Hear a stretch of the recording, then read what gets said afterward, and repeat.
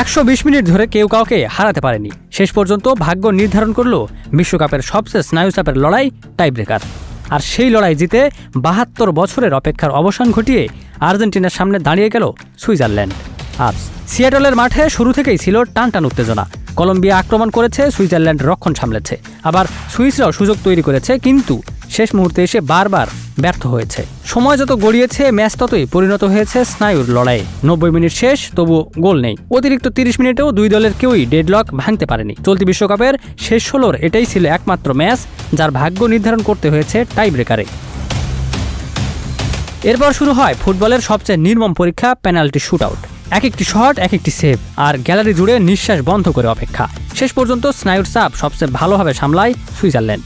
টাইব্রেকারে 4-3 ব্যবধানে হারিয়ে দেয় শক্তিশালী কলম্বিয়াকে। আর শেষ পেনাল্টি জালে জড়াতেই আনন্দে ফেটে পড়েন সুইস ফুটবলাররা। এই জয় শুধু কোয়ার্টার ফাইনালে ওঠার কোনো গল্প নয়, এটি 72 বছরের অপেক্ষার অবসান। 1954 সালের পর এই প্রথম বিশ্বকাপের শেষ 8-এ জায়গা করে নিল আলপসের দেশটি।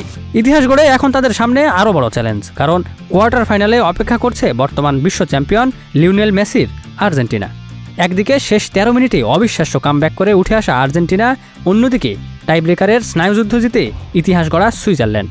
এখন প্রশ্ন একটাই, মেসিদের দুর্দান্ত এই ছন্দ কি থামাতে পারবে সুইসরা, নাকি আর্জেন্টিনা আরও এক ধাপ এগিয়ে যাবে তাদের স্বপ্নের বিশ্বকাপের পথে?